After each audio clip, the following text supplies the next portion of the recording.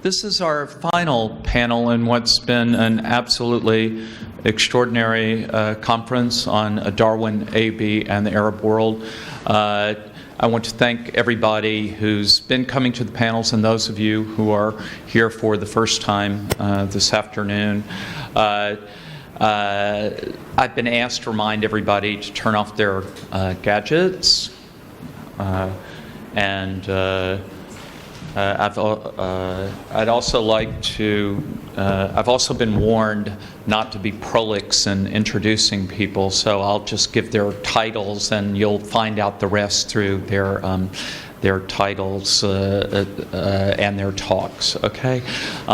The first speaker will be AUB's president, who, as I'm sure all of you know, is also a medical doctor, and not only a medical doctor, but one of the most accomplished in the U.S. or anywhere else, Dr. Fadl Houri, and after him, Arne Dietrich from psychology and Colin Smith from biology will present. So, President Houri, we thank you so much for your support for the conference and look forward to your talk.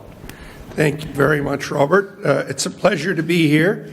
I had the slightly formidable task of talking about Darwin's impact on biomedical and medical research.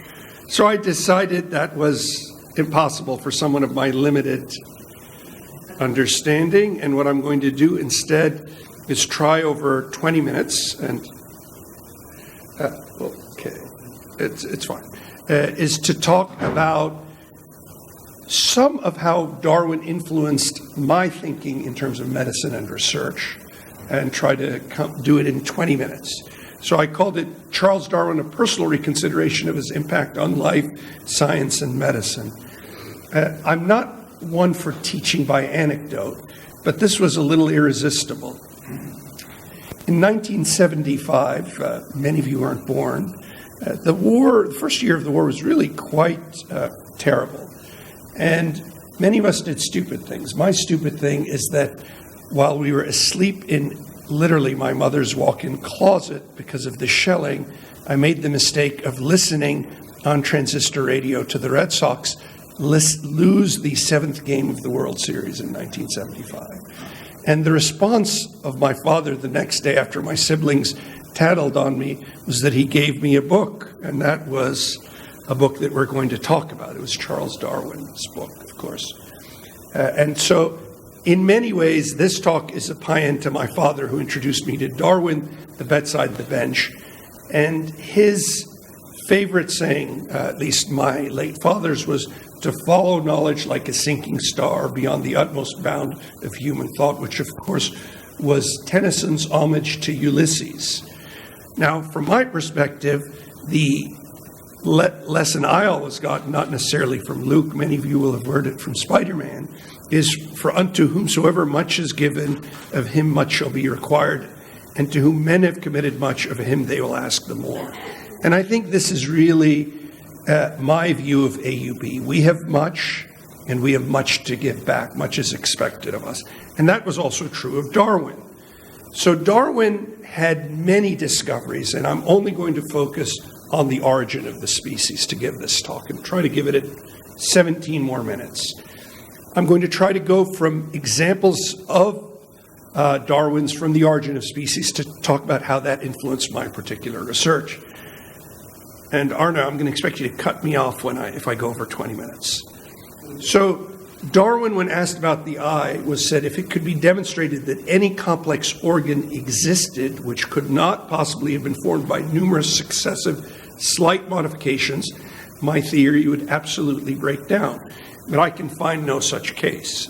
So I'm going to talk about the theory of my own mentor in medical school, Bernie Weinstein. Bernie Weinstein was a remarkable mentor and scientist. He actually had 4 different scientific lives, and this was his third and arguably best known, the idea of oncogene addiction, the guiding hypothesis, basically saying that cancer cells became almost preternaturally dependent on specific circuits, okay, on specific proteins. And because they were so dependent on those proteins to drive their dysregulated growth, that particular pathway was an exploitable vulnerability for treatment. Here's some examples that some people in medicine or outside may have heard of. You might have heard of Gleevec or imatinib for leukemia, but the reality is his idea of oncogene addiction, of overdependence on one particular protein as driving that cancer, actually was proven to be an exploitable target. And here was one of the exciting discoveries tying it into clinical medicine in terms of complex systems. Gefitinib is a drug that was developed for people who had EGFR mutant lung cancer. These tended to be women non-smokers, often of Asian origin. And what this scientific slide shows, and hopefully my pointer is valid or I can just use the podium, is the mutation. This is a mutation in a specific domain of a protein. It caused a conformational change. Now that conformational change made the cancer cell more dependent on that signal, but also it could be more easily targetable by a drug. And we had a phenotype, clinical patient who is presenting as a lung cancer patient, often a non-smoking woman, manifesting a disease that you would not expect them to have in their 30s or 40s or 50s, and suddenly you had an exploitable target. So that showed us, as we started to study, that actually there were multiple targets, some of which we could exploit and some of which we could not. The most common was the one in the big circle called RAS. RAS was one of the first oncogenes, or cancer-causing genes, to be discovered. But what you'll immediately notice from this complex diagram, ironically to show you how personal medicine and science are, discovered. This whole network was discovered by someone I gave a tour for him as a prospective medical student, who's now, after I wrote letters for him for associate and full professor at Harvard, he's the head of medical oncology at NYU.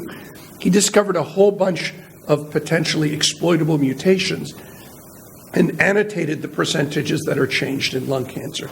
But I'm asking you to look at this not as a discovery, but I think you'll probably hear something similar, I assume, from Arne, as a circuit. So cancer is a circuit, but it's a circuit in which sometimes one amino acid, one change, can determine the dominance of that particular protein. And so many people have spent their careers chasing RAS.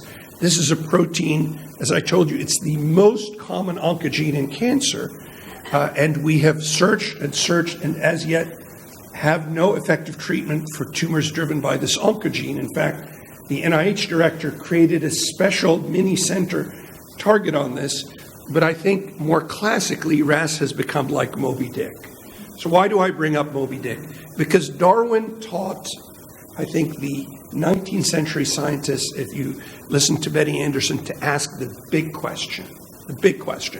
And RAS is the big question, just like Moby Dick was the big target for Captain Ahab in Herman Melville's great book. But it went beyond just science, right? Darwin really pushed for the great question to be asked philosophically and in physics, as we saw. The 20th century was the century also of the great question and sometimes the great crime. Another key saying of Darwin's is about the evolution of science. So what he said, in the distant future, I see open fields for far more important researches.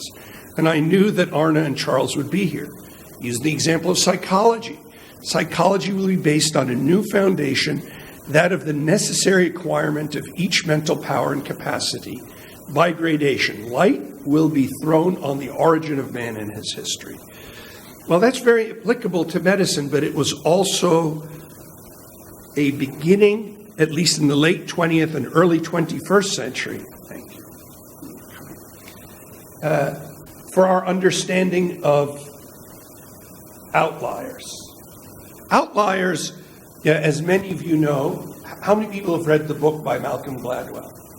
Wonderful book. I think it's one of the few page-turners I've read recently. Not all of its theories are based on solid ground, but one thing I think is true. He pursues exceptionalism, and he does tie it to basically input in, input out. So I think in medicine, which is a field that is the fusion between an art and a science, practice does, if not perfect, but certainly much better. And these are 4 different patients that I had, all who allow me to show their pictures. One patient who did much worse than expected, and then 3 patients who did dramatically better than expected, including this individual who was cured even though he presented with a very advanced stage, and left an endowed charitable fund, which we'll get as a bequest gift to Emory, meaning after he's dead and I'm dead, it looks like. And then an individual who's lived 12 years with metastatic lung cancer. So when Darwin, who many of you may remember was originally intended to be a physician, he was sent to the University of Edinburgh by his father from a whole family of physicians, but he was bored stiff by medicine. He could not study. So he then enrolled in Cambridge, and the rest is history. But we now have the means to try to put together that light that he talked about being shed on psychology can be shed on medicine. It can be shed on medicine's successes and its failures. So here's a clinical trial by my mentor at MD Anderson, Ki Hong, which showed that high doses of vitamin A, even if they didn't prevent someone's primary tumor for recurrence, and they gave this for a year and it was very intolerable. This is synthetic vitamin A Accutane that many teenagers use to control acne. But during the period that the individual used this oral Accutane, they did not get any other cancers. Remember, these are individuals who smoke, so they get multiple independent tumors. And there was a protective effect for 2 to 3 years afterwards, as opposed to those who got the placebo. And you can see that at 5 years, those who get the placebo, almost 1 out of 3 get a second independent cancer. But due to the intolerance, we couldn't replicate that. When we cut the dose by more than 5-fold, you can see that here the retinoic acid is no better than placebo in a larger trial. Now, many hypotheses have come around as to why that happened. But as my collaborator Ruben Lotan once said, nothing trumps a good hypothesis like your data.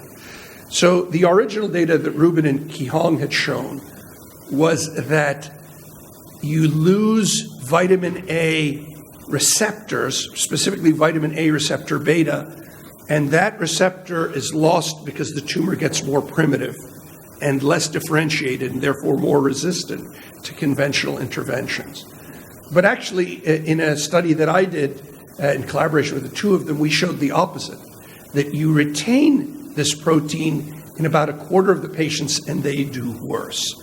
That seems counterintuitive. Why do you retain a protein associated with tissue differentiation and they do worse? Well, again, the idea that your data always trump your hypotheses. So in this case, it was clear that that differentiation protein was something I think that Colin can relate to, was no longer under the regulation of normal differentiation machineries. In other words, it was working for the cancer-promoting genes, for the cell cycle proteins.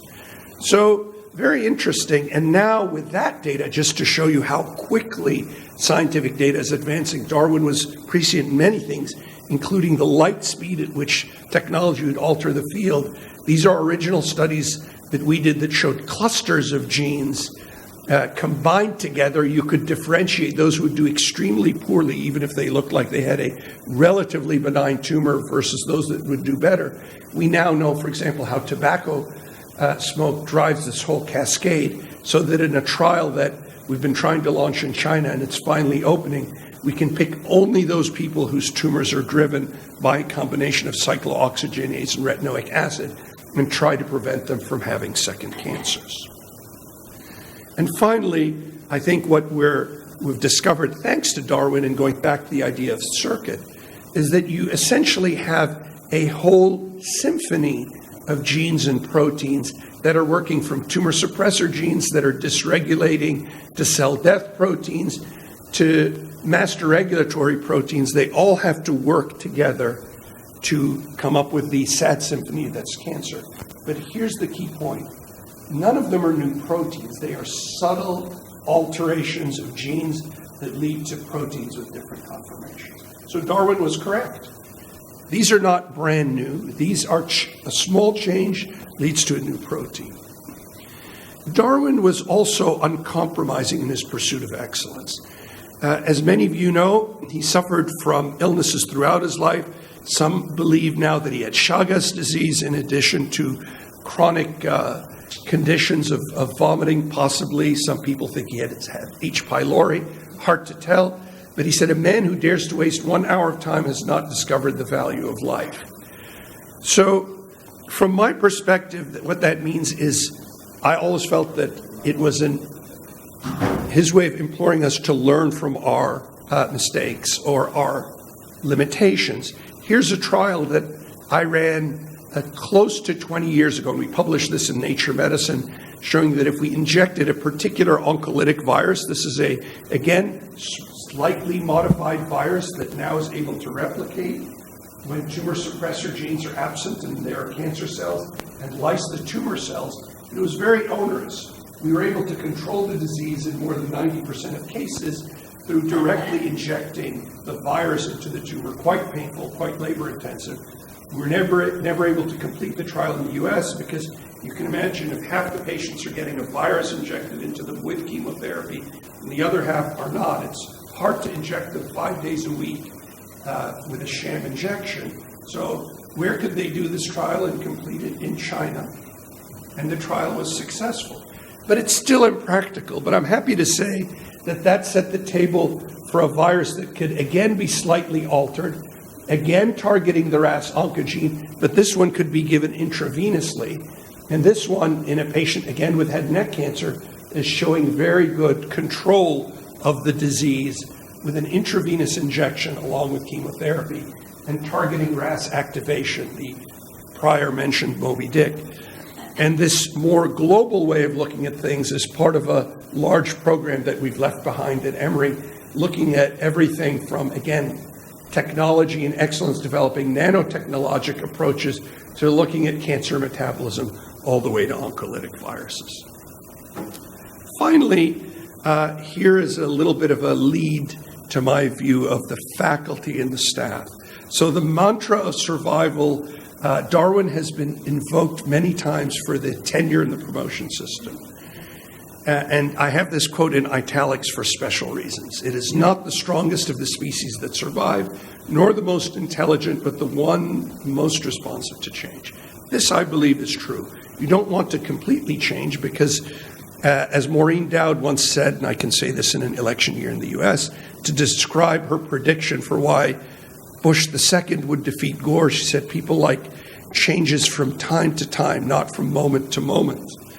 So the bottom line is that we want change, but we want positive evolutionary change. And for positive evolutionary change, you need to build the milieu. Just like the survival of the fittest is created or propagated by the milieu, for my career has been propagated by a number of wonderful mentors, from Howard Koh to Bernie Weinstein to Key Hong, but also great colleagues and collaborators. So here I want to talk a little bit about my view of how you build a faculty and my experience so far, as I recognize it's a very short opportunity. I think if you look at the reality of the development of leadership and excellence in academia, to dissociate it from stress is unrealistic. We see real excellence rises under conditions of real stress. And for that, I take the peer-reviewed reference from the Harvard Business Review, who are talking about leadership in business, but I believe the same is true in academia. Some stress, not total stress. And that's the delicate balance with faculty. You don't want to create so much stress that you have destruction. You want stress so successful people come. You want strong role models and a culture of collegiality, which is well suited to recruiting and retaining and developing the best and the brightest, as well as a diverse series of areas of excellence, including but not limited to the above. And this is what we've seen successfully in academia. Here's another candid assessment. From my perspective, over 13 years, we grew the faculty from 30, and I'm just going to show our period here, a 10-year period, to about, by the time I left, 95. Growth between both physicians and PhDs. Now, this is a medical school, so I would have liked to see a larger growth in the PhDs, so it's not completely acceptable. But I'll have to say that we replicated and actually exceeded the Hopkins model of success, which assumes that of the faculty you're bringing in as your permanent faculty, 65 to 70% become permanent faculty and are promoted, we were about 76% over our 10 years. And are you just doing it for the faculty's sake? No, you're doing it because you want to make an impact. Here's a very easy measurement of impact, which is I started by telling you how important research is for science, but it's very important for patients as well. And we quadrupled the availability of new therapies that were available by clinical trials, such that by the time we left, about 76% of all new drugs that were FDA approved had been available to patients in the Emory system before they were approved. So I'm concluding and telling you this was my personal voyage of the Beagle. You learn. This is my parents with Lemia's parents in Christmas before either of us were conceived. The two of us when we were dating, my son on Daddy Doctor Day in Texas, and then our three kids at our oldest high school graduation. So life is a voyage. Darwin was at sea for several years. He was severely seasick. I would never compare myself to him, except to say that for all of us, the human voyage is as much about self-discovery as anything else. I'll stop there and apologize for taking too long.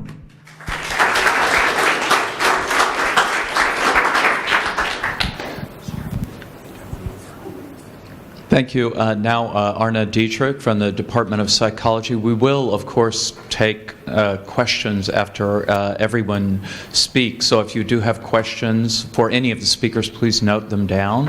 And I'm hoping, and we're honored that the President will stay through the entire panel and answer questions more generally or about what he has to say.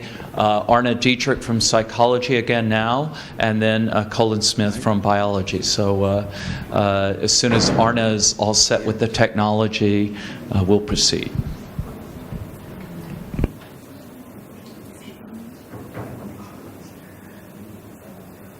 Yeah, so we're going to shift gears a bit.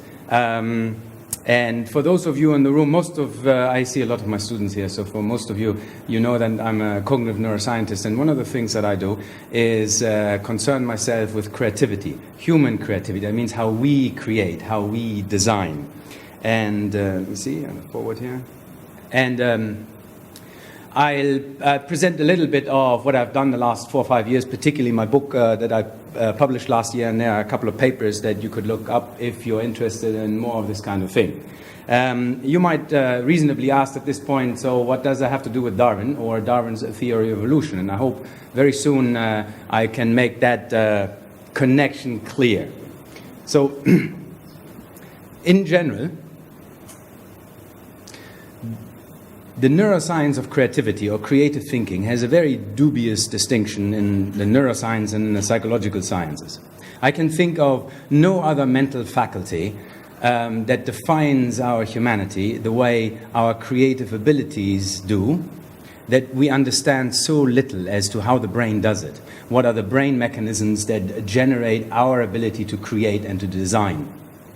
And one of the things that I've had to concern myself in the last few years with is what I call my sustained, uncompromising demolition project, because apart from the very fluffy and romantic ideas that we have about creativity, there are a few ideas floating around that I have always thought needed their proper neuroscientific funeral. And so I've spent a lot of time doing this. The one that you know the best, probably, is that creativity is located in the right brain.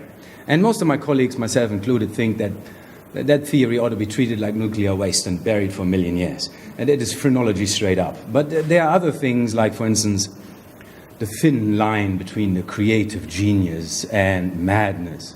There are lots of these ideas that do not hold up. I have pursued in the last 4, 5, 6, 7 years an alternative framework, and it's an evolutionary framework. And I present this in a bit of a punchy manner. I hope that comes across well. So let me start out with this question. Who designed this?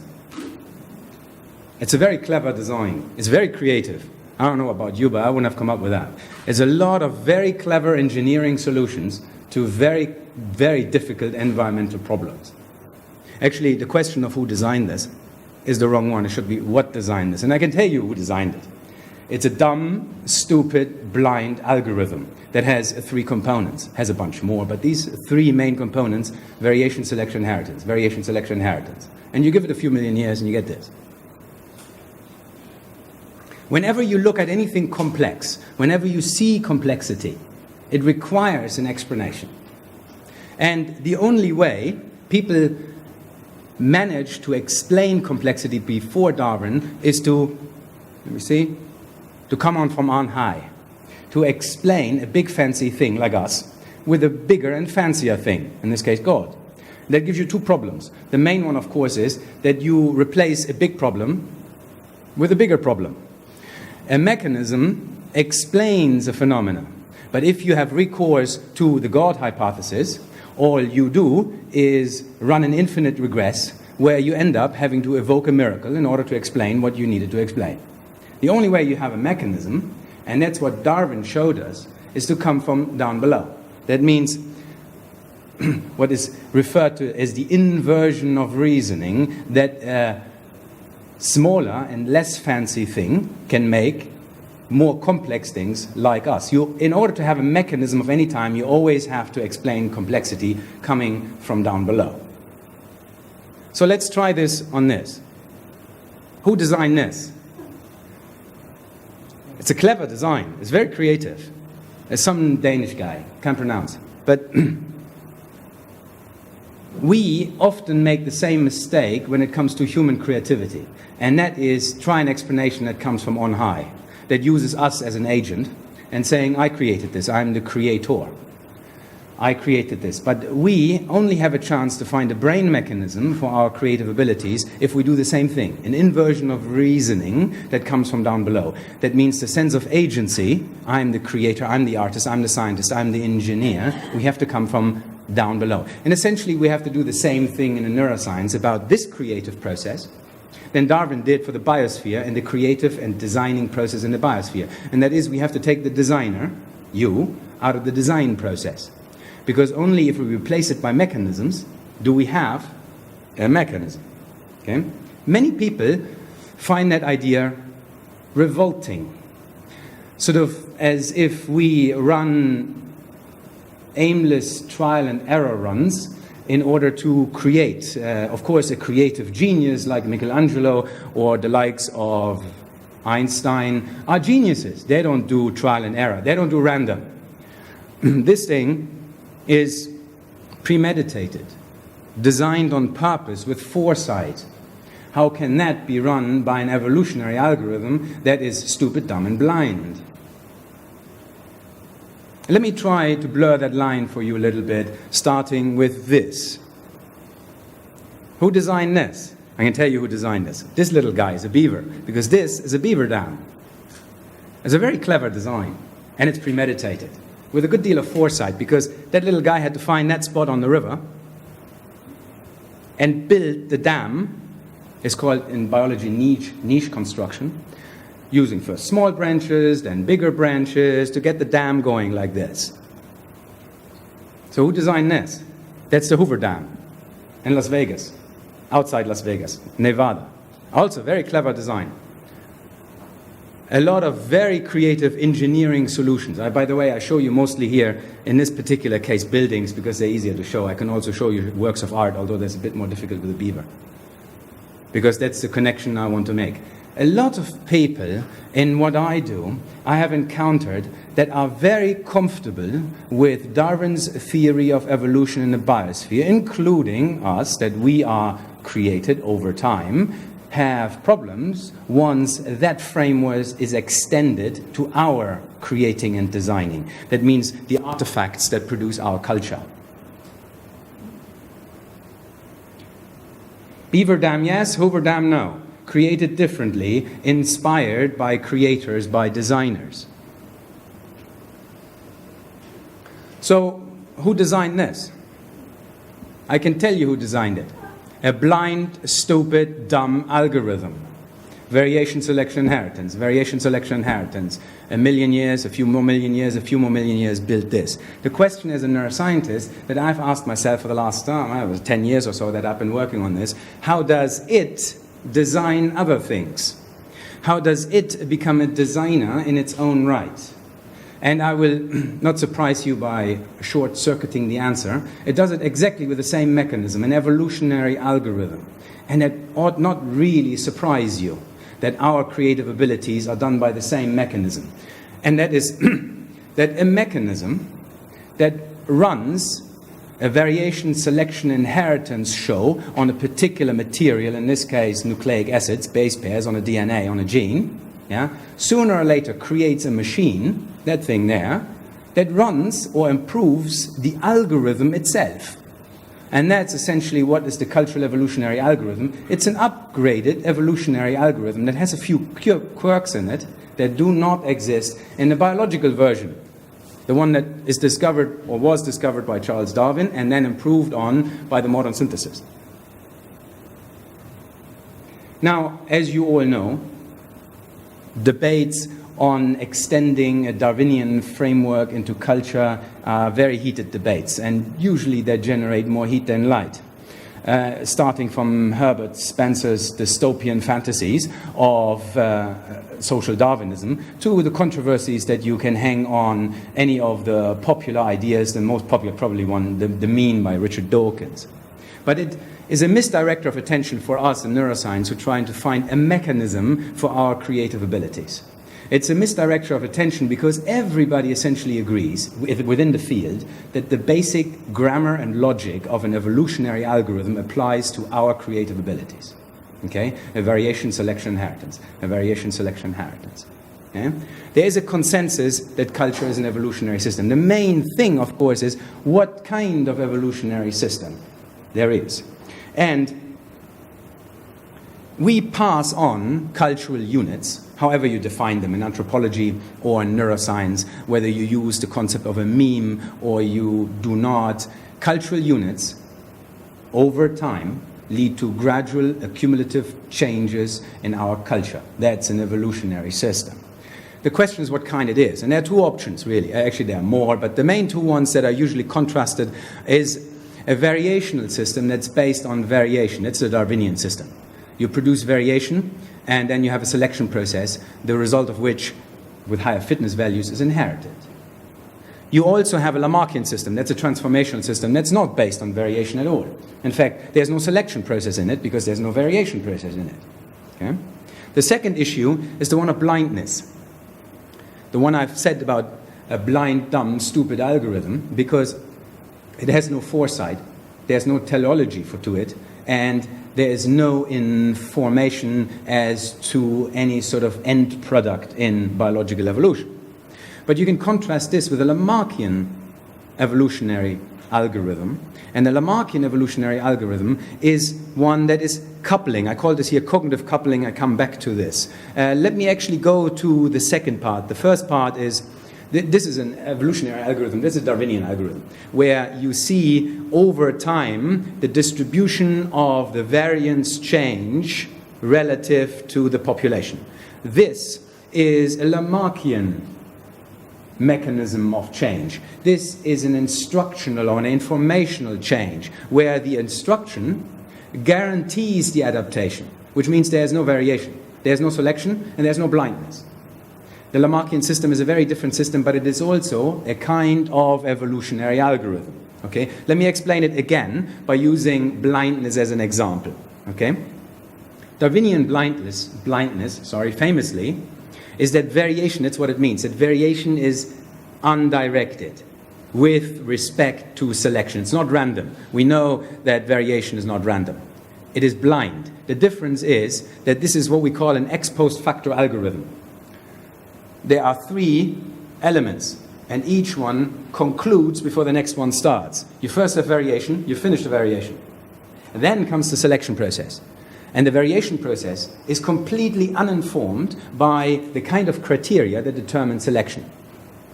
That means the variation occurs in all directions. If you are in an unknown solution space and you sit in the middle and you don't know where the solution is, that's the whole point of creativity, that you create something new. That means you're in an unknown solution space. You don't know where the solution is. Let's say the solution is here. Yeah? A brute evolutionary algorithm that runs on a biosphere produces variation in all directions, and sooner or later will encounter solution. Yeah? But the spawning of variations is in all directions. That is not the case in the Lamarckian system. Lamarckian evolution is based not on variation. Variation doesn't occur in the Lamarckian system. Actually, it does, but it is evolutionarily unimportant. So blindness has no role in it. The Lamarckian evolution contains no waste and no competition. It is instructed. Okay? Adaptation is guaranteed from the start. It's not a divine system. It is instructed by the environment, so it's a lawful system. Yeah, that doesn't need any recourse to a creator. Yeah? But because variation and selection do not exist or are the same thing, you can think of the coupling parameter that couples variation to selection as 100%, or in this case, 1. And here comes the conclusion that really no one in the field of cultural evolution or of creativity contests. And that is, if we look at the evidence from human creativity, of how creators create in any field, that be engineering, that be the arts, any of the arts, whether it be the sciences or any other sciences, we know that human creativity is partially sighted or partially directed. We know we do not run brute evolutionary algorithms. The way you try to solve a problem is already the ideas that you try out on your problem, whether it is drawing on a canvas or whether it's a scientific mathematical problem, the ideas you're trying out, they are already biased in the direction of good. That means in the direction of the possible solution. That means you have sightedness, some sightedness, little sightedness. Yeah? So human creativity, and therefore culture, human culture, the products of our creativity, neither fits, strictly speaking, a Darwinian system. By that I mean the modern synthesis. I mean the whole paraphernalia of the modern synthesis. I mean Mendelian shuffling, Mendelian genetics. We're talking about the Weismann barrier. We're talking about the population genetics. It doesn't fit it because of the sightedness parameter. Yeah? But it's also not a Lamarckian system. If it were to fit a Lamarckian system, yeah, we would be 100% sighted. Then thinking wouldn't be required in the first place. Does that make sense? So let me run to you the uncontested conclusion that very few people, if any, that I know in the field quibble with. Brains produce culture. I always find that surprising that I have to defend this, but it doesn't come out of your big toe, and it doesn't flow in midair. Yeah? The product of human culture is information represented in a system, in this case the brain. In the biosphere, it's represented on DNA, on nucleic acid, but it has to have a system that can actually change the information. And that means a computational system, a representational system. Culture is an evolutionary system. That means that you run evolutionary algorithms on your neural networks. We can be sure of that much. And culture is a variational system with some coupling. That means you run a basic variation selection algorithm on your neural networks, and we know there's one parameter changed, at least one parameter changed, from the biological version that runs on the biosphere, that runs on DNA. You have some sightedness. That focuses the question of a neuroscientist who tries to find the brain mechanisms of creativity, of our creative capacities. And there are essentially three main questions. The first one, what constitutes in the brain a variation process? Second one, what in the brain constitutes a selection process? And the third one, what are the units of mental ease? That means, what is the copying unit? In the biosphere, we understand this all very well. It's been researched for 150 years and very heavily since the last 50, since biology had its Watson and Crick moment. These questions for us in neuroscience are currently intractable. We got no clue. And the reason why we got no clue is because we don't know how the copying takes place. We essentially don't know how ideas have sex, how they reproduce, how they're being copied. We don't really know what a variation process is in the brain, how a neural network produces copying errors. We have some ideas of selection processes in terms of higher evaluative processes and cognitive functions, and what we certainly have no idea, whether you go with a meme idea or not, whether it is a digital process, whether it is a blending process, whether it's an analog process. Everything survived, yeah? So we are in the same situation here than Darwin was in 1859, because he had no idea of Mendelian genetics. He didn't know DNA. His idea was basically variation, selection, inheritance, but he had no clue about the representational system, and he had no clue about the copying process. He could only guess. In fact, he was not able during his entire lifetime to purge Lamarckian evolution from his thinking, yeah? Which we now know is not the evolutionary algorithm that runs on the biosphere. Okay? It's the modern synthesis. So what I have done in the last few years, that was back. What I've done in the last few years, concentrate on the upgrades of the evolutionary algorithm for which we can find a neural mechanism for. Okay? And there are essentially 4 upgrades. The first one is, how on God's green earth did we get some sightedness into the evolutionary algorithm that you run on your neural networks? How do you know ahead of time what might be adaptive in a solution space that you've never seen before? Because that's what creativity is. You create something new. How do you solve a problem when you don't know where the solution is? However, you already have a guess, you have an idea where to look. Okay? Of course, the sightedness cannot be total. We cannot assume that creators are some sort of special class of prophets. Yeah? There must be a neural mechanism for how that works. The second is the fitness function in an unknown solution space is also hypothetical.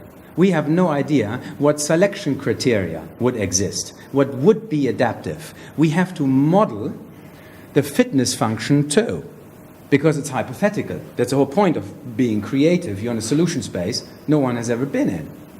The third one is cognitive scaffolding. Let me have a minute of explaining that.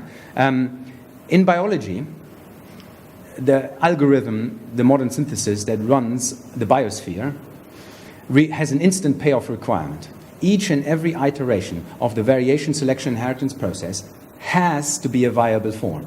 It has to confer a fitness function, a fitness value, a higher fitness value than before. If not, it cannot end up in some sort of final design, although final design is an awful term. Yeah? That's not the case for us. We can build a thing of beauty with intermediate stages being ugly contraptions. Things that we hold in a temporary scaffold that support design elements that are not viable forms themselves. The main example, although that's not a very good example, is the keystone of an arch.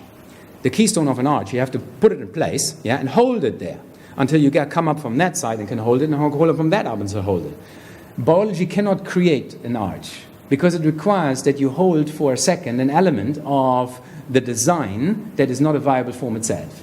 We can do this. It's called cognitive scaffolding. Yeah? And the last one is actually the one I spend the most amount of time, a whole chapter in my book, of why our creativity comes with seemingly purpose and foresight, that we respond to a need, which biological evolution does not. Yeah? I can give you a simple answer on how this is possible. The reason why that is possible is because we can run simulations. Yeah? Our brain can simulate the world, which cannot happen on DNA. DNA can only run the evolutionary algorithm instantiated, made flesh, every single instantiation. Yeah? But we can run a hypothetical simulation because we can represent the world in this machine, in the brain. Yeah? But it's much more complicated than that. So the main proposal, and that's the guts of my books, about half the book, is to introduce a neural mechanism for these upgrades of the evolutionary algorithm. And that is what we call the prediction framework. And also, let me have a minute to explain that, so a bit off the side. The prediction framework is a framework in neuroscience that is a true paradigm shift. It's been bulldozing throughout the entire neuroscience for the last 10, 15 years. Almost everything, all cognitive functions, whether they're higher cognitive functions, whether they're perception, attention, learning, memory, are subsumed under this idea that the main reason why you have big brains in the first place is because it's a prediction machine, yeah? That it runs simulations, that improves outcomes and therefore behaviors. It's a very powerful paradigm. And I have proposed that this prediction machinery is what allows you to couple variation to selection. Because you can run a simulation and you can feed the outcome of the simulation into the variation process. It's called the heuristics, really. But it's more complicated than this, the way it's implemented in neural networks. Okay? So I've proposed that representations of the emulated future are a neural mechanism to explain the upgrades to the evolutionary algorithm that runs on neural networks. I call them ideational RPGs, which does not stand for rocket-propelled grenade. It stands for representation of a predicted goal state. These goal states allow you some sightedness and also allow you to scaffold. They're also the reason why your creating comes with a feeling of intentions, which it doesn't in the biosphere. Okay? It's simply that biology doesn't produce a target, and we produce a goal state, a goal representation. We have a target, and that changes things dramatically because now we can run computational principle built on internal models. We can, for instance, use Bayesian updating to connect them. And the targets do not exist in biology at all. So this is my last slide here. It gets more complicated because as a neuroscientist, I tie this general idea of using an evolutionary framework to different types of creativity. These creativity types are not by domain. That means differentiate artists to scientists. What they do is tie them to brain mechanisms. And I've distinguished three of them. I've done this actually 12 years ago, between the deliberate mode of consciously trying to solve a problem, yeah? The spontaneous mode, which is more sort of an insight kind of problem-solving mode, yeah? The sort of aha effect, yeah? Which runs on a very different set of brain structures. And the flow experience, which is very, very different still. For instance, the first two, the deliberate mode and the spontaneous mode, if you look at the left column, they run by the explicit system, which is heavily influenced by top-down projections from the frontal cortex. The frontal cortex is my area of expertise, and therefore I deal with higher cognitive functions. Yeah? But the flow mode, or the flow experience, isn't. It is run by the implicit system, completely different brain structures. We have some good evidence for this, such as the basal ganglia, the cerebellum, supplementary motor area, sort of these sort of brain structures. But these modes also differ. Essentially what they differ is on the parameters of the algorithmic functions that they run, because of the brain processes or the brain areas they are run on. Okay? So they differ in the kind of prediction processes that they can run, whether they are simulations or emulations. And the degree of sightedness, some are more substantial, some of them are blind. For instance, I've proposed that the flow experience is an experience that runs essentially like the biosphere. It's a blind algorithm, whereas on the others you have some coupling. And there are a few other that I will not highlight, and I think I'll stop with this there. One of the things that I think I want to bring across here is the question of the theory of evolution is not so much for us anymore of whether you believe in it or not. We're way beyond this. Essentially, it's the base for everything we do. You pull the rug out from underneath. We have gone long past, miles and miles and miles away from assuming that to be the case anyway. For instance, in my class, I no longer discuss it. I present it as is and move on from there. And I think I shows that if that is ideologically hijacked, then there will be technologies that will come, understanding, in this case, about how we are creative, that will be leaving people behind sooner or later. Thank you.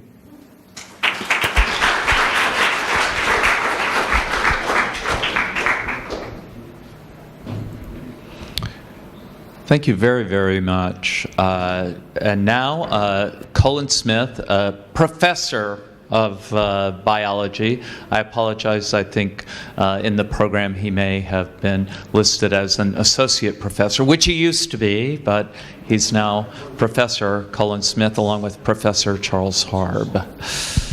I think I'll stand here so you can see me.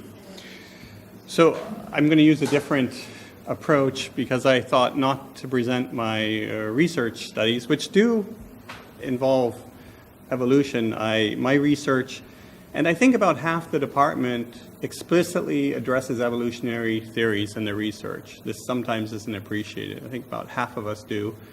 My work is explicitly looking at how genetic drift can explain how new macromolecule interactions occur in an RNA-protein interaction system. We have an entomologist, Hosama Kiniao, who looks at host race speciation. Can you not hear me? I'm sorry. Maybe if I stand here, how's that? Host race speciation, which is here, she studies flies that reproduce on thistles, and they have a preference for these thistles, and therefore mate with other flies that have a preference for these thistles, and then move from being generalists to specialists, and then have something which Darwin had a lot of insight into future issues like psychology about how is it that we can have speciation, that is one population diverge into separate species that do not interbreed without a real physical separation of mountains or continents. We have someone, Michel Barish, a marine biologist, who looks at invasion from the Indo-Pacific species through the Suez Canal. That's a recent occurrence in biological time. We have a population biologist, Heinrich Zudona, who looks at influenza evolution. And then we have some other people whose work might not be as centrally probing evolutionary theory, but at least it's a part of it. So I'm a biochemist and a molecular biologist. And in this field, evolutionary theory is so implicit that we tend not to speak of it much, and I will liken it to gravity. We may seldom speak of it, but we're always aware of it. And the example that came most recently in my current graduate course we're discussing now, we just finished today a paper looking at alpha-glucosidase 2. This is an enzyme in protein secretion, and it's widely conserved from yeast to humans. So it's widely conserved in a very, very large domain of organisms.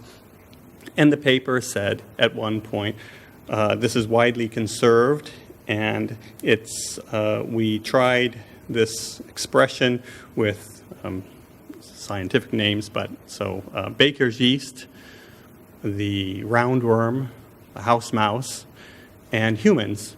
And they said it in that order. And so I asked the students, because some of them are here today, I don't want to embarrass them, why that order? Why that order? And that order is because this is, and some of them saw it right away, time since divergence. And so implicitly, when we discuss even things like this, we think evolutionarily. And the only word in the whole paper that would recognize evolution was simply the word conservation. Okay, so it's obviously there, and they're thinking of it, and they're using that, but they don't mention it. So sometimes people mistake that we don't speak of it, that we don't believe in it, like gravity. Yesterday, Salma Boujaudi mentioned Dobzhansky, the geneticist, and he has this, he published an essay in the American Biology Teacher entitled, "Nothing in Biology Makes Sense Except in the Light of Evolution." This is a very nice phrase. It's my second favorite phrase in biology, second only to Haeckel's, let's say, false epiphany of ontogeny recapitulates phylogeny, which is a really nice idea, but it's not true, unfortunately.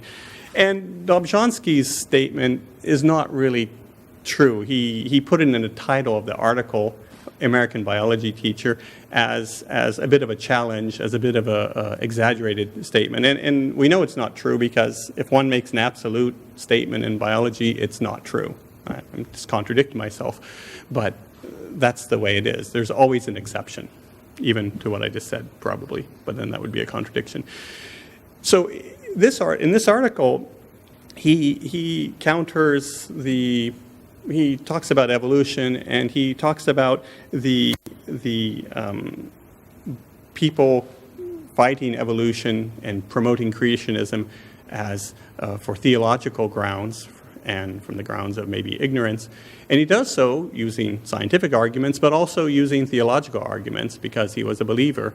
And that's an interesting point. If one is countering people, I once went to I'm digressing. I once went to a talk here at AUB, and it was about the existence of God.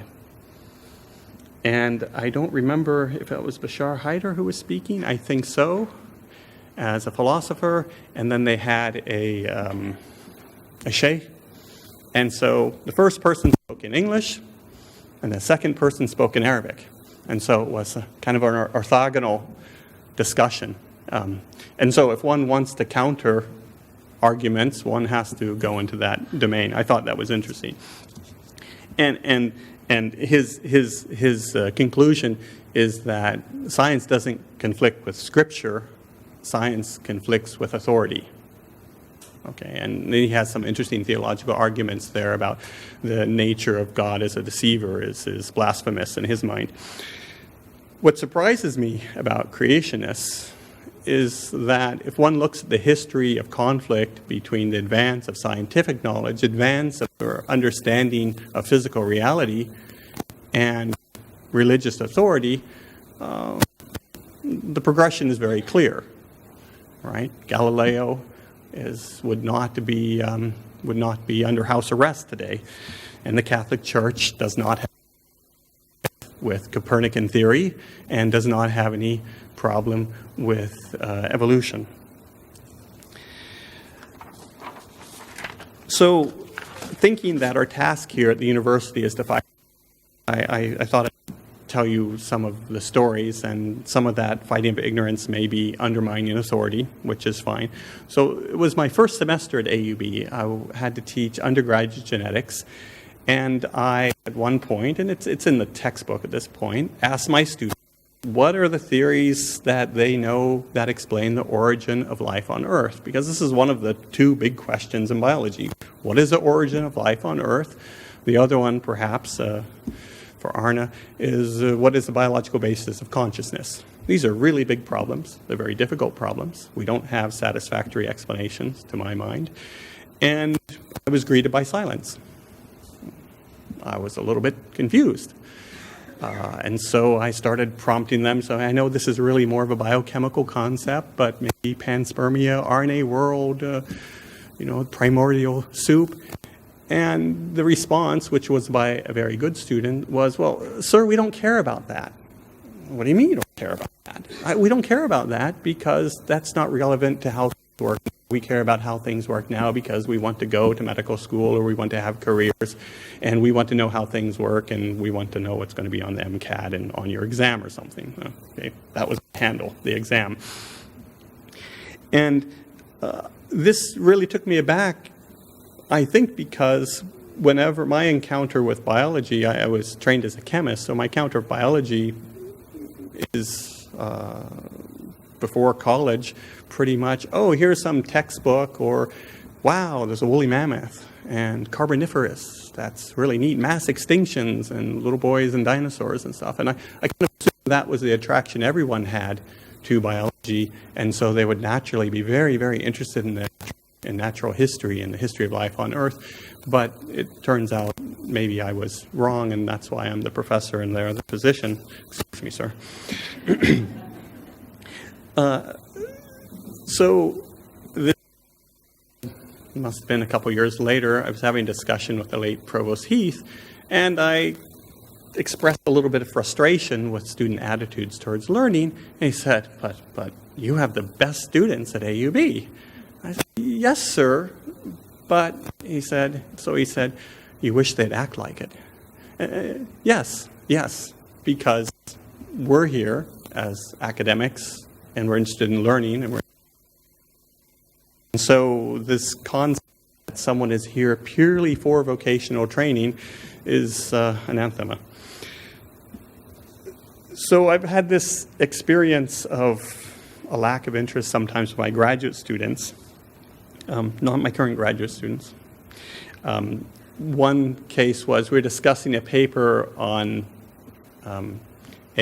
reconstructing an extinct tRNA. So this is an important molecule that exists in all living things. and it's RNA, and it's quite a puzzle how it came to be evolved in the origin of genetic code. It's quite a key player and very interesting. And so someone hypothesized the existence of a tRNA that must have existed before the separation of bacteria and eukaryotes, which includes organisms like us. So this is a very long time ago, and I had a question on the exam about this article, which was, how long ago was the divergence between human and bacteria? And the answers I got were ranged from pretty accurate, 2 billion years, 2 billion years, that's a long time, to as few as 1 million years or a few thousand years ago.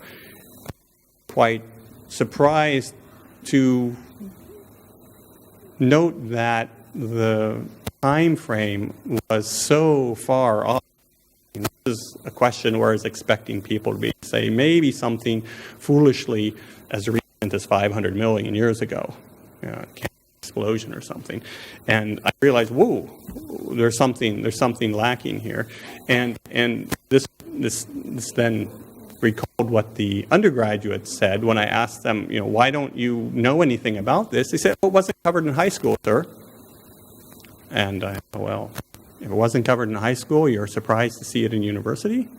That doesn't really make sense. But that's part of the puzzle, that the ignorance is simply a lack of exposure. That's one aspect to it. I have also taught a freshman biology course, and in that course, evolution was an explicit part of the content. It was covered, and I remember once coming upon that and saying, okay, we're going to discuss Darwinian theory, this is how it works. And it said, you don't believe that, do you? And what could I say? Well, yes, this is the best explanation. It's not about really belief, but we can say belief about it being the best explanation rather than some other sort of authority. And nothing more was said about that. It doesn't seem to be, that's not a common response, but it sometimes occurs. The confusions and where does this lack of interest, where does this lack of exposure come from? And the best clue I have, well, this is another aspect, I can't say it's the best clue, is one time with a graduate course I was discussing that let's take the evolutionary approach and let's think of how this might have worked. And a very, very good student, a student who went on to a very prestigious doctoral position, said, but sir, the theory of evolution has been disproven. Wow, it wasn't on the news that morning, so didn't know what quite to say. I said, well, maybe we should talk after class.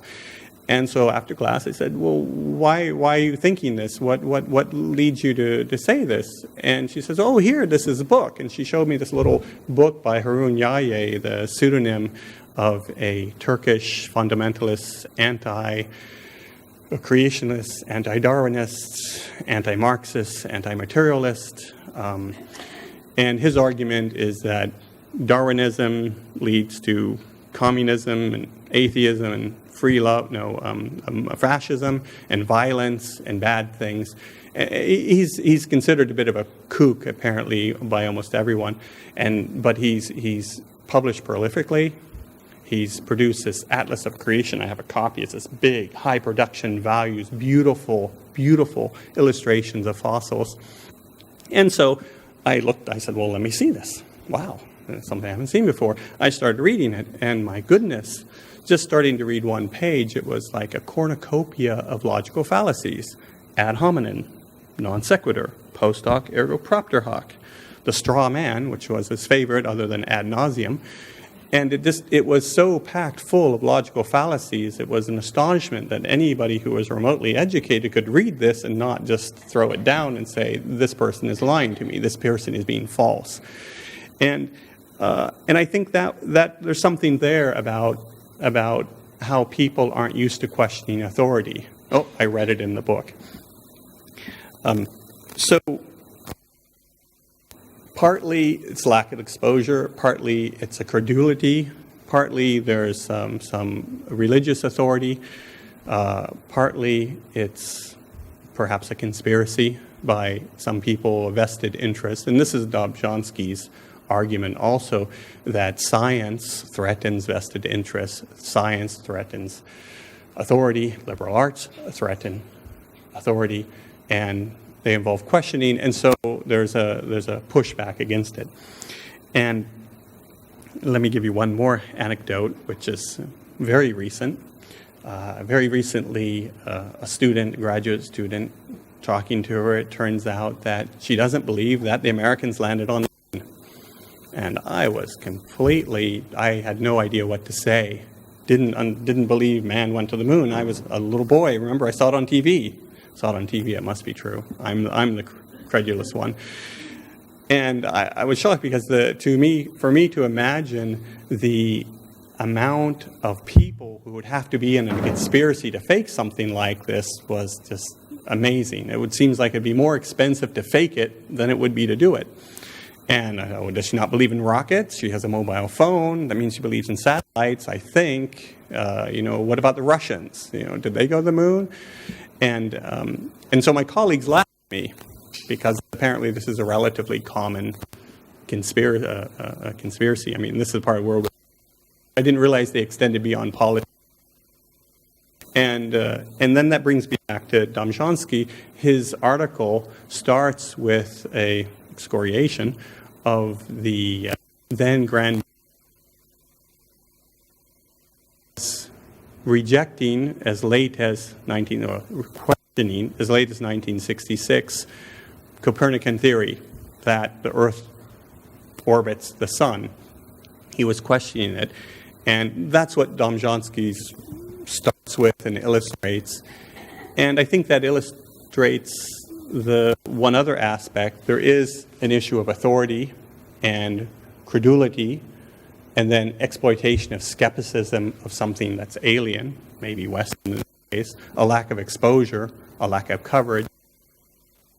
And then also for my students, very often, it's so implicit we don't talk about it. All those together conspire to perpetuate this ignorance. Okay, thank you. Thank you, Colin. That was wonderful. All three presentations were wonderful. If you wouldn't mind coming up and sitting here, we're more than happy to take questions, either a general question or if you have a specific question about someone's presentation. While you're considering, one thing that you provoked that's been a theme of what we've talked about is the idea of people understanding what a scientific theory is and not necessarily needing an application of that theory that's concrete. I remember yesterday Arne was giving the example of showing the museum in Kenya with the different humanoids and how surprised people were to have seen all of that. I am intrigued too by Colin also saying, yes, here are applications that we're simply taking for granted, and the same in President Huri's remarks about cancer fighting drugs that people depend on. They wouldn't think for a second to ask, what is the source of this? They simply take the medicine and go, wow, I'm so happy you have this for me. Have we failed in not adequately explaining across the board, not just students in science, what a scientific theory is? Salma also brought this up. Part of it is translation. Oh, it's just a theory, as if that were a hypothesis someone thought up yesterday. And we'll be happy to take other questions after. It's just a general thread. Please. You want me to answer the question? Don't feel compelled, but if you have a thought, I'd love to hear it. I think that partly scientists are so focused on explaining to their peers and publishing and their teaching that they don't do enough of this outreach. And also, in the modern world, so much is extremely technical. It's very difficult to explain things even to people in related fields. It takes a lot of time. It takes a lot of time by the presenter to come up with clever ways of doing it, and by the listener. And I'll give you one example. I saw a video that was done by some Harvard University scientists recently, and it's a very simple experiment, and it's got a lot of popular attention, and people thought, wow, this is great. And it's a simple experiment. It's one of those things that we're embarrassed not to do because it's so trivial, in which they took a very large tray of agar, something one can grow bacteria in, and the bacteria can grow not on the surface but inside a top agar. And they put zones, they inoculated 2 zones in the extreme with bacteria, and then they had a next zone which had something like enough antibiotic to kill 99% of the bacteria, and then another zone increasing, 7 zones total. And they watched the bacteria fill the first zone, and then there were a couple nuclei where mutants appeared that were resistant, and then they spread, and then there were a delay, and then more and more and more. And one can visualize this in a video and do the branching, and then isolate in sequence and understand how it occurred. And this got a lot of popularity. So science recognized this. It's expensive, it's distracting, takes a lot of time. So I mean, I think I'm going to go back to the first anecdote that I gave. When I was given a copy of The Origin of Species at the age of 12, one of the things that was reassuring to me, and this is a failure in science education, I think you both agree, is that the answer was, read this, you and I are going to discuss it in a week. We're going to discuss it. So a lot is spent on science, but not nearly enough is spent on science education, the demystifying of science. You know, if I look at what Arne discussed, if he had fast forward to the last 2 slides, very hard to understand. But in the origins, with the origins of the species, I was reassured by the fact that we could discuss it. And one of our challenges, and there's almost a conspiracy of ignorance, you know, Einstein's most infamous saying was not God doesn't play dice with the universe, as I mentioned yesterday, but the only 2 things that are infinite are the universe and human stupidity, and I'm not so sure about the universe. So that's the other extreme. We've had the mystification of the religions. Don't ask. You're not in the inner circle. You don't get to know. And there's been a degree of that with science. Don't ask. You're not smart enough. I think the whole appealing thing, one of the most appealing things about Charles Darwin is he took 20 years to write that book. 20 years.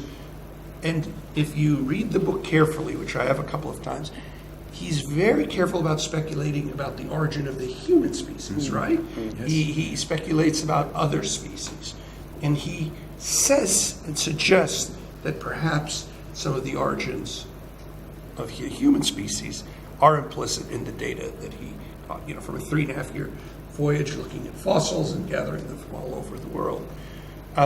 The other thing that's applicable to Darwin, who was himself subject to flights of severe episodes of depression, is the way the scientific community rallied around him. They gave him the Cope Award, as I mentioned yesterday, within 5 years of his publication of the first book. So if a senior student can be supportive, it speaks to our support of our other students, giving them the sense that they can ask questions. If you look at the scientific method, which I think was the origin of your question, Robert, one of the challenges with science education, I wish Selma were here because he's built a wonderful career on this, is the demystification of the scientific method. Arne, did you want to comment? Yeah, a couple of things. I go through the philosophy of science because I tell all my students, I have my students, the first thing I tell them when I give them a 1-week lecture on the philosophy of science, that this is the most important lecture I give in my career as a professor at AUB. And I do this in at least 3 different classes, including introductory psychology, when I do teach it. But also in the sort of philosophical foundations of the theory of mind. It goes all the way from falsification to epistemology, and I find it exceedingly important. Very few people have even heard of these two words: epistemology, where knowledge comes from, what you accept as authority, and falsification. So I find it very important, incumbent upon me to do this. And the other thing is that I actually have over the years gotten quite a number of quite a bit of experience in a number of occasions to talk to a general audience. I'm invited quite a bit to talk to people who I generally call brain illiterate. That means they're not neuroscientists. So I have to find different ways of speaking to them. And I have now found ways in which I very rarely modulate dramatically the way I speak to my colleagues as I speak to them. I think you can pull them. I mean, you have to know where they are and pick them up where they are to bring them where you want to. But I was very bad at it 10 years ago, and I think you can learn that as well as a scientist. Over the years, I give now talks that I have a better feeling to where the audience is, where they're coming from, and how to get them from A to B, wherever that A is where they are. Whether that be TED Talks or talk to artists who just generally want to, for instance in this case, want to know anything about creativity. And they wouldn't know a neuron from a hole in the ground. So I have to, of course, obviously start that differently. And it took me many, many years to have a better handle on this. And I'm still don't think I'm good at it. But I think we scientists, we all have to do this. For instance, my next project is entirely based on dissemination of current understandings of neuroscience, in this particular case, creativity and altered states of consciousness, to a general audience. I write a popular science book. That's my next book. Because I think that is more worthwhile than pushing the envelope, at least for the next 3-4 years. I can always go back to that. Yeah, so I think we all need to do it. It's not some people do it and the others can stay locked up, whatever they do. I think that ought to be part of everybody's scientist's duty and education and sense of responsibility towards the wider world. That they explain in layman terms what, without simplifying so much that it is effectively wrong, what they're doing. So can I emphasize that, you just supported two things. First of all, you just supported Darwin's theory that complex things evolve from slightly less complex things over time, and also the importance of educating the public, because if we don't educate the public about the data, then Mr. Trump is more than happy to do that. Absolutely. For I us. think you're going to talk about tenure. Well, another thing that came up, again, I'd love to have somebody in the audience involved, but I have so many questions from having, thought about it a lot. But please, I'd love to have your questions. A couple of things that came up oddly and that I've really learned here are, the question of translation. Not simply cultural sensitivity, but the level of complexity that's embedded in language. The fact that there is, and correct me if I'm wrong, perhaps some insensitivity on the part of scientists about transferring scientific information across borders as if it's the same once it's been translated 2-3 times. The first question, there is no other way that I'm aware of that you can build knowledge to an audience except from the ground up, is to find out, what do you know? That would seem to be the first question, and this is something that we had talked about people like Richard Dawkins who want to come and sort of paint with a broad brush people in charge. You don't believe in X. Well, the first question, of course, is, what do you know? What do you think you know? Why do you think you know it before proceeding? The other, which is related, oddly, interestingly, is from theater, is this question of audience. We all engage in this process.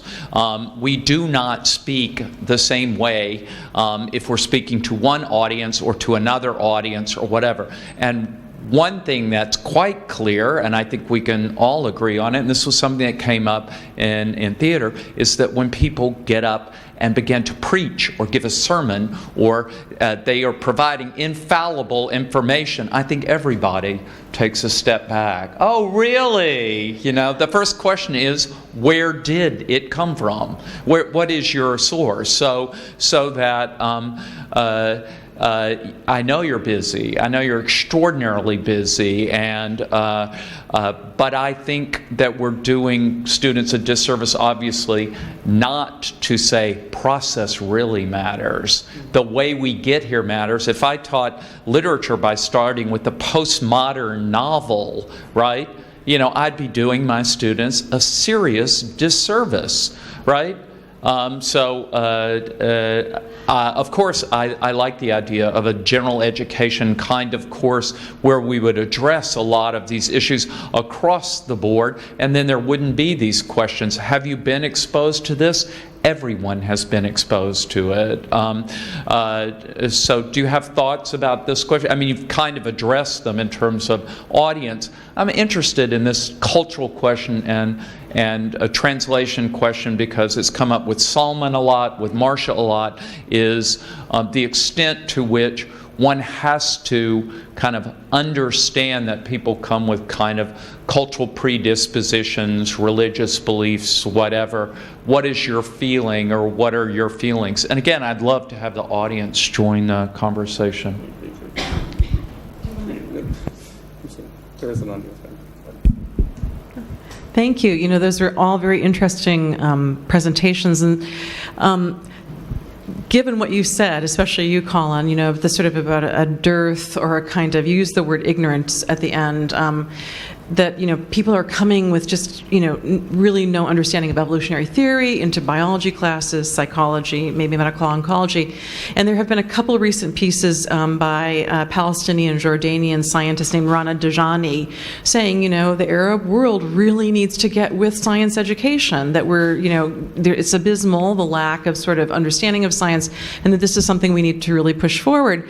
So, okay, assuming that that may be the case, I'm wondering what you think on a more positive or optimistic sort of direction forward about the production of scientific research in your different fields. You come from biology, you come from psychology, cognitive science, and you come from medical oncology. And I know a little bit about the medical oncology landscape in the Middle East, which there are some places that are pushing forward pretty well. I mean, AUB, I think, is one of them. In Jordan, I think there's a sort of center for excellence. In Cairo, there are places that are trying to sort of become centers for science, medical excellence, and I'm just wondering what you all think about the potentials of your fields, beyond just teaching students, but actually pushing forward sort of science research in this region of the world. I'd love to hear any optimistic thoughts, or, you know, I don't want to, you know, despairing thoughts, but yeah. May I address that? Yeah. I'm going to start a little bit, sounds tangentially.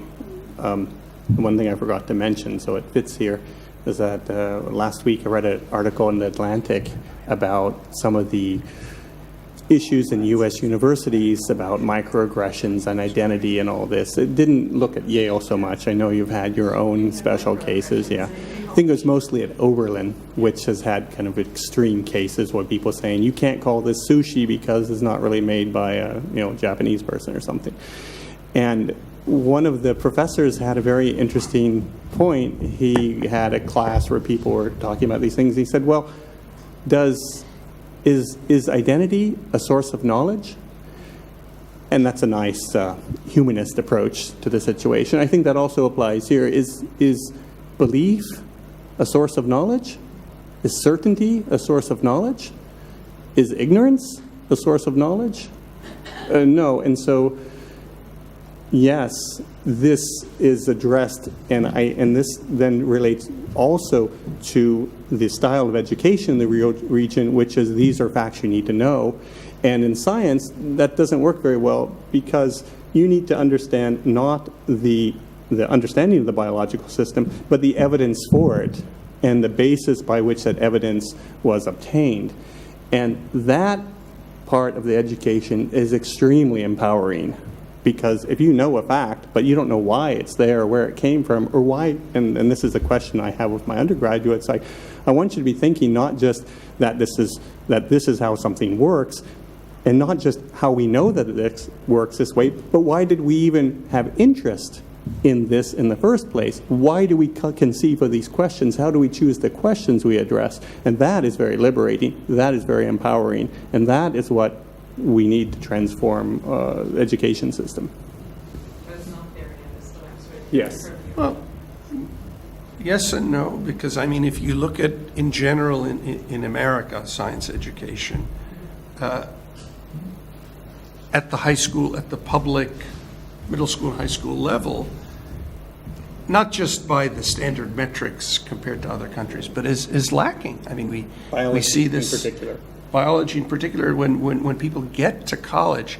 So, you know, I think Betty Anderson touched on this yesterday. Part of it is frame of reference.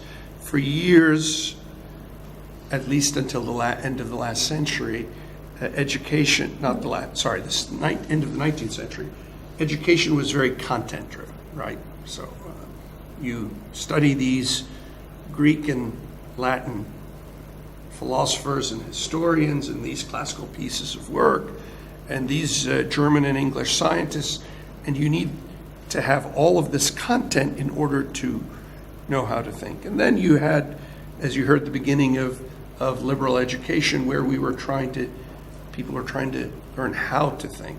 But frame of reference, to go back to Robert's point, is very important, because if I talk to Herman and I assume that he's starting in archaeology or history 505, then I'm lost, right? You know, or I mean, whatever, if these courses exist. Similarly, if you look at the education of students in the Arab world, they seem to perform quite well when they're exported, if they're given a certain amount of preparation. Freedom. Yeah, and freedom. I'm not a believer, obviously, in eugenics, otherwise I would be in jail or worse. But I think that there's a soft tyranny of low expectations.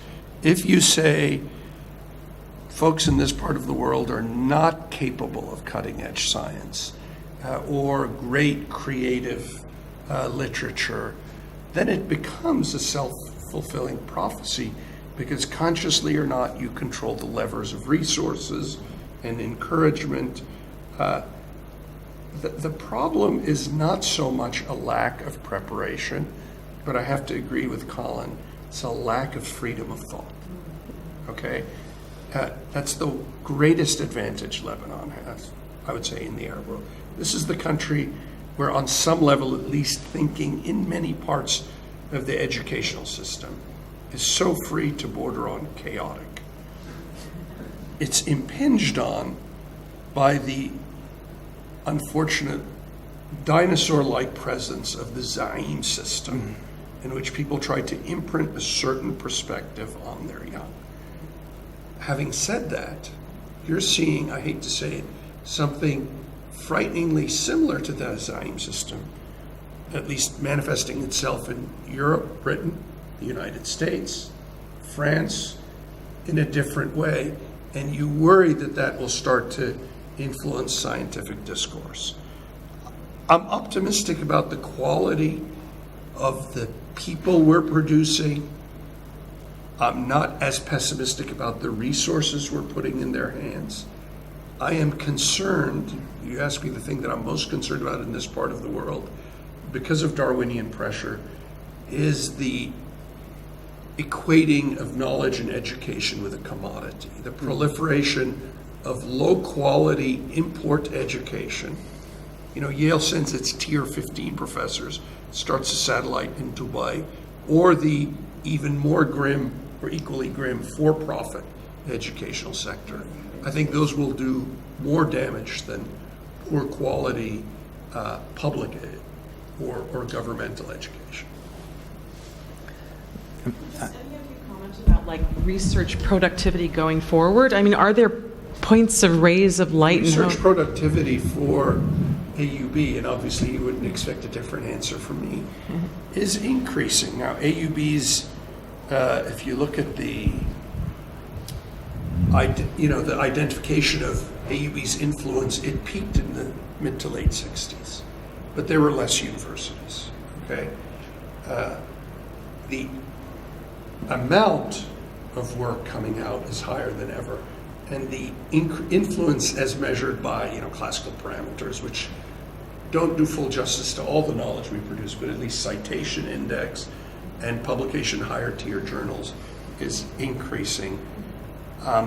But as a proportion of Asia and of the rest of the world, the Arab world is losing ground in terms of influence and impact. I think I have two comments in terms of issues disentangle. One is the difference between educating an elite and educating a general population. Because when you look, for instance, at the thing that makes a difference is usually the ones at the very, very top that do cause these scientific revolutions, that make these sort of disruptor kind of changes.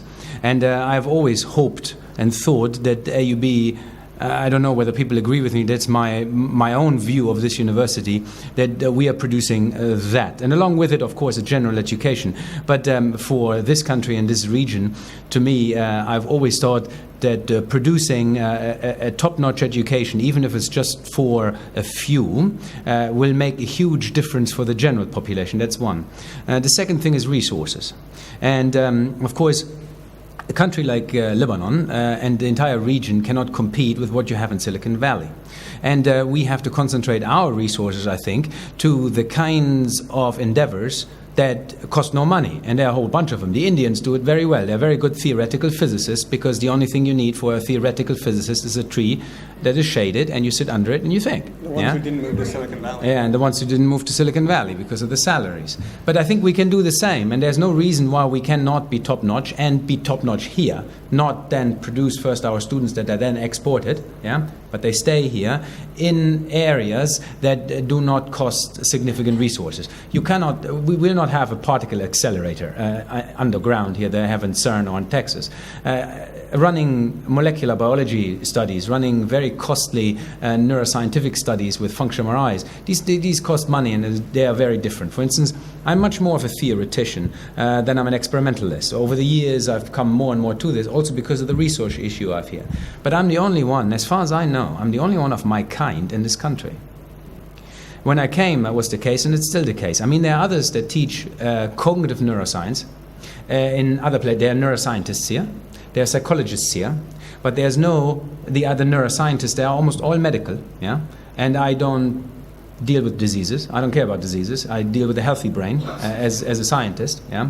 And as far as I know, there's no one else like me in this entire country, yeah. And so it is more difficult for me to have any sort of collaboration with anything or anybody.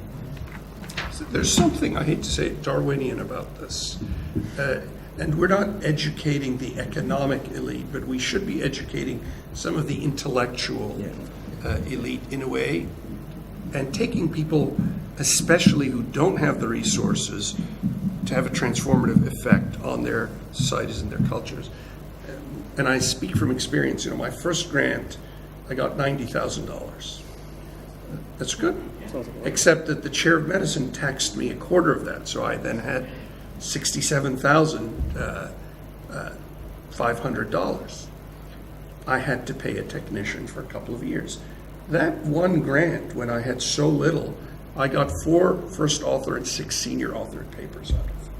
I think the technician was ready to jump off the ledge, but you resource yourself, you pace yourself based on your resources. I remember one of Colin's colleagues, who's a junior faculty member in the Senate Committee on Faculty Affairs, telling him I was concerned that he was spending so much time in these faculty contract negotiations, but he actually had a very good year of research productivity last year.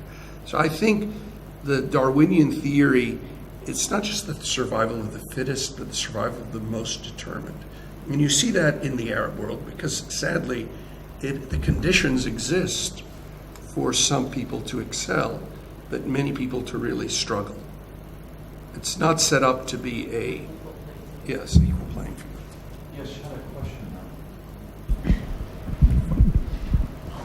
I actually, based on what you said, I have an example that I heard in a TED Talk once about survival of the fittest and adaptation.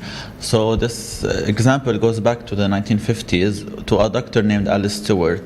And this particular doctor wanted to study the case of childhood cancers, but for some reason, when most disease is correlated with poverty, the case of childhood cancers was mostly happening in affluent families.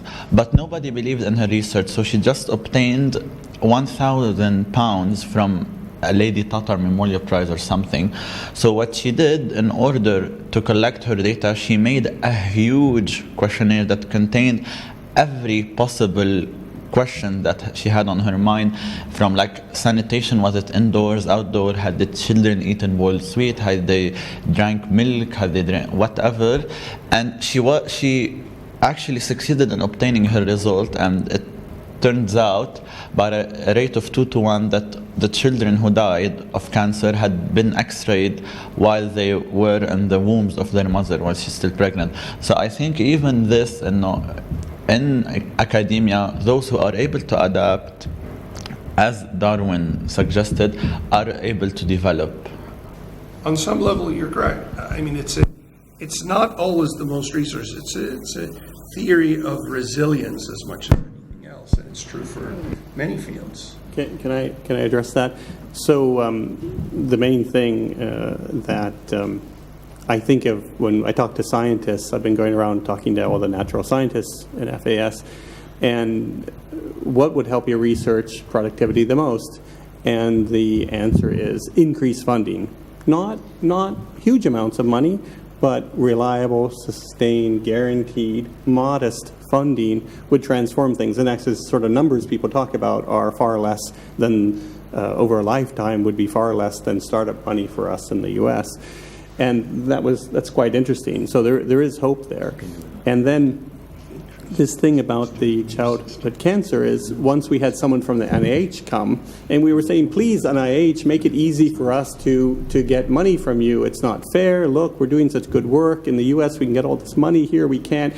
And the guy they had come was somebody who worked on, I think was leptin or AUB gene or something, obesity, and he used a mouse model. He said, yeah, you guys, but my last Nature paper, only thing I had to do was buy a balance, that you can be very, very successful and very, very productive with very meager funds. And that relates back to the value of theoreticians, and in fact, theoretical physicists do very well. Well, I'd love to hear anybody in the audience or in the panel also address something that's come up in different manifestations here, which is the profound valuation of outcomes. In other words, the idea of research. Oh, I'm a scientist or a researcher.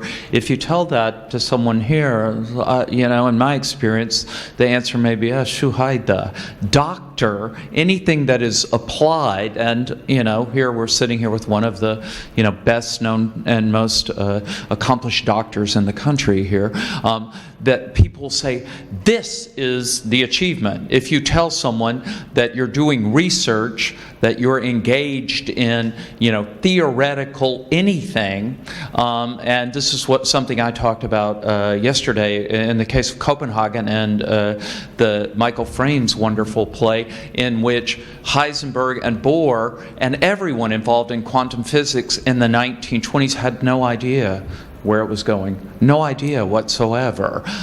So unless there is some consensus built somewhere, the danger is that this kind of social Darwinism will take over, and you just didn't produce enough results fast enough, or we simply can't afford to have all these applied things that aren't applied. Let's just apply them, and everybody's here, and if it looks like vocational training, so be it. And it's something that's come up, the whole idea of valuing the idea. And Colin actually said to me, I actually would like to apply the humanities and literary studies and theater to science. He went, be careful. I, in the sciences, am doing the obverse. I want to do more and more research. I don't know where it's going, right? that's the kind of research that will lead you, in my opinion, to somewhere you want to go. And yet, that kind of counterintuitive thinking, I do not think is pervasive in this part of the world, but, that's simply my own experience. But I'd love to hear, the idea of research, critical thinking, approaching answers that, questions that may not have answers or easy answers or will take a long time. Why would you do that? Because I'm demystifying what President Huri was saying. And much of our work as social scientists is to really expose the mystified elements of our society, and much of it. I mean, the sources of violence, the sources of garbage in our streets, the high rate of sexual abuse everywhere, things we don't want to discuss, but they're there. They're like the elephant in the room, and we don't want to recognize that they exist. But the purpose of theory, as I tell my students, is essentially to expose these sordid realities, to demystify their characters and go ahead and trying to explain facts like Boyle's did. There is a relationship between pressure and volume, and much of our assertions in the social sciences and the Arab world don't get close to Boyle's law. I think there's a lot of truth to that. You see, Robert, in academia, in the natural sciences, natural physical sciences, there's the pure mathematician, the theoretical physicist, the applied physicist who has some access to a super collider, the chemist, the biologist, the basic biomedical researcher, and at the bottom of the totem pole is the physician, not smart enough to, but that's flipped in the Arab world. It's very unfortunate because, candidly, I think all are valuable, okay? But the bigger danger is the implied pressure, the Darwinian pressure on people to be physicians, engineers, business people, or unemployed. It's that I think is the most dangerous phenomenon. Our goal, our charge, and not alone us and the other clearly high quality university, and there are others that are good quality in the region, is to elevate the pursuit and level the playing field. In this, we should be able to level the playing field between the social sciences, the physical sciences, but part of it is to create a new value equation in society that says, a writer, a social scientist, a historian is just as valuable as a physician. If I may respond to that also, I think the mission of AUB is to fight ignorance and serve the region, and I think there's sometimes a need for more professionals, but I would suggest that the ills of this region are more about the parts of the mission that mention civic responsibility and ethics and freedom of speech and tolerance. Those are what we lack here. And that's our mission. Even if the students don't see a career there, we serve society best by fighting this kind of ignorance. Okay. Lena has a question. I'm sorry I missed 2/3 of the talks of the panel. But I think I'm going to divert the conversation a little bit. Having been here a little bit yesterday and today, I think we have done a good job at identifying all the problems that we face, with higher education especially, and how we have failed, And we've talked about, maybe identifying at least two things that are of particular interest to me are, one, inviting the public into the conversation and the students also. And I think that's a very interesting goal, and that's what we try to do as teachers, supposedly, right? But when you try to think of it, it's a very difficult problem to solve. I mean, once you decide that you want to invite people into the conversation, the question becomes, how do you want to do it? And this is where I want to ask the question. So if we decide that that's true and that's great, you know, what is the next step? So what do I do? Where do I go look for answers to that question? My other question has to do with something that Robert has been it's a recurring issue that he brought up. It's the issue of language. And I think we have as a linguist, I had to say something about language here. But I think we really have a very serious issue with language. And it's not, and language not just language meaning English different from Arabic, and the fact that we teach in a second language for here, and we teach the sciences, where the concepts are already very difficult, and in the social sciences in a language that is a second or sometimes a third language for our students. But even if we decided that we wanted to bring the science to the public and be more proactive in the first language, there is no language for that. So yes, maybe there is a lot of science that was written in Arabic, but there is no way to simplify and bring in people into the conversation just by talking to them plainly, like we talk about groceries. So I want to put that also idea on the table. Well, why don't you let them answer, and then Ralph I want has to a add- question that'll follow up. Actually, I want to add to what she just said, if I may. Go ahead, then. So, in addition to what you said, I remember very distinctively in my last year of high school when our Arabic teacher was lamenting the state of the Arabic language, and he said that basically nothing exists in Arabic nowadays to express the modern sciences. So basically, even the computer nowadays doesn't have the hasub that is like commonly referred to doesn't mean computer, it just means a calculator, but there is a lack of scientific vocabulary in Arabic for actual contemporary sciences, and this is very, I don't know, bad if I want to say, and very misfortunate. And again, if you want to educate the public, and if you have no means of teaching them a second language, let alone a scientific second language, how would you go about it? May I address that? My experience, so this is an anecdote about these things, is my first year here I applied for a National Council grant, and I could write it in French, Arabic, or English, so I chose English. But I had to have an abstract in Arabic. Okay, I went next door to my colleague, said, look, it's just 250 words, can you translate? Oh, no, I can't do that, no. So went to somebody else, no, well, you know, and so I asked somebody else, and they said, give it to a student. Why am I going to give it to a student? Your faculty members, you can't translate. It's like, well, you know, they just took the baccalaureate, and they still remember it. And indeed, I had a student do it.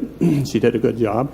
And then later, someone said, oh, you know, no, Dr. Baidoun can do it. He's translated textbooks. And so I talked to him about it.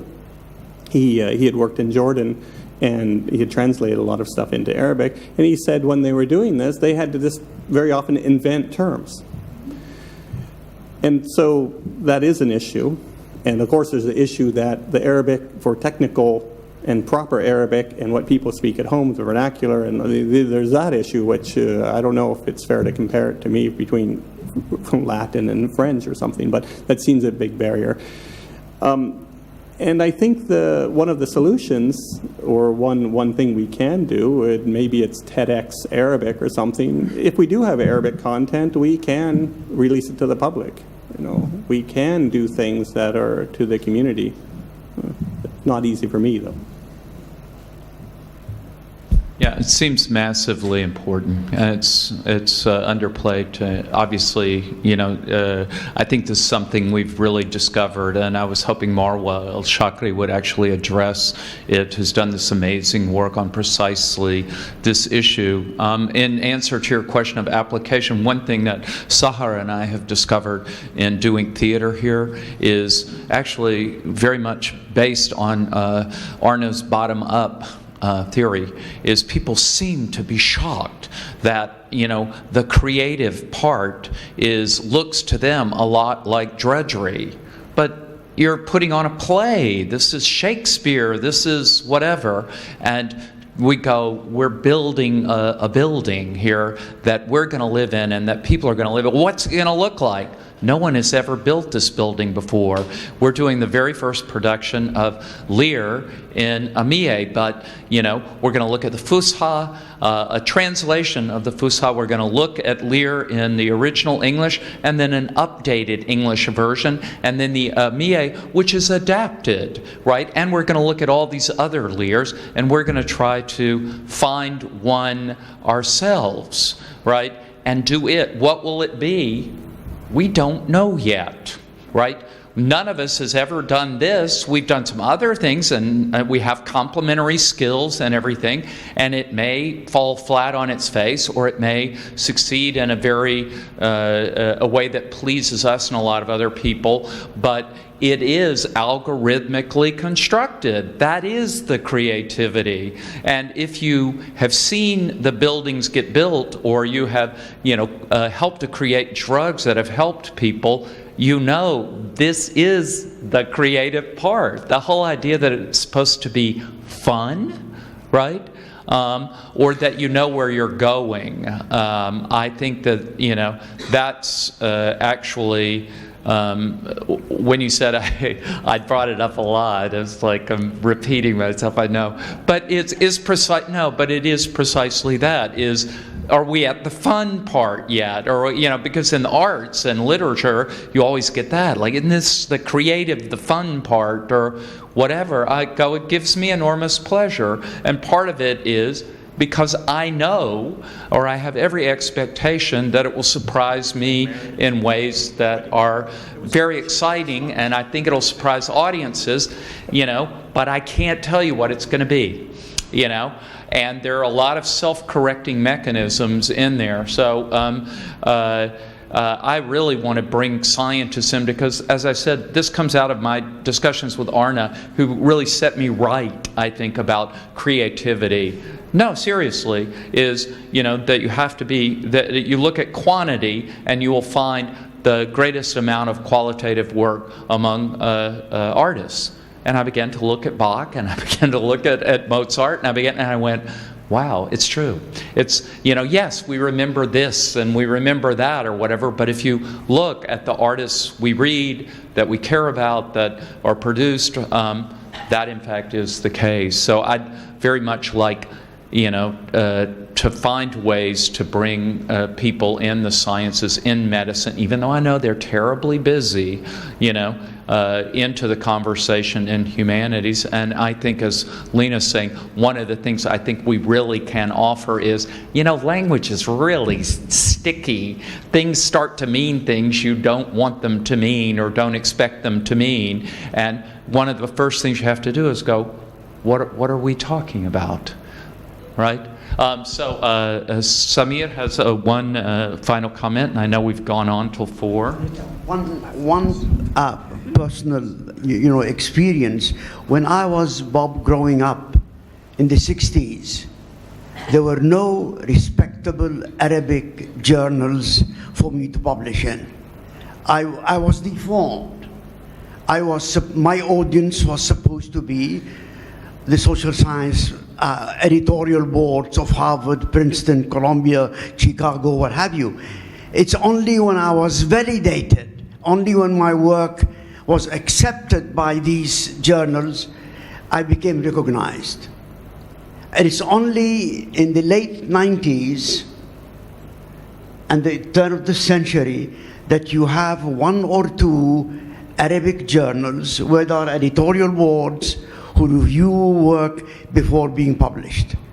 This is a major defect for the intellectual credibility and the value of our work.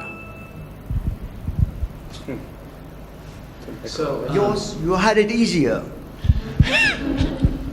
well, I was growing up in the 60s too, so, but my memory of it is mostly fighting with my father about the Vietnam War. Do we have one more question before we go? I know that we had said we were going to have closing remarks, but actually it's impossible to imagine that we could top this kind of conversation. This is the capstone here of what's been an extraordinarily successful conference. So we thank all of our sponsors, and there's tea. Please stay, join the conversation, have a little coffee or tea break, and there's food, and the conversation of any kind can continue outside. Did you want to say something before we go? Please. I don't know if this will open up like a bigger discussion, and I hope not, because it's virtual, I guess.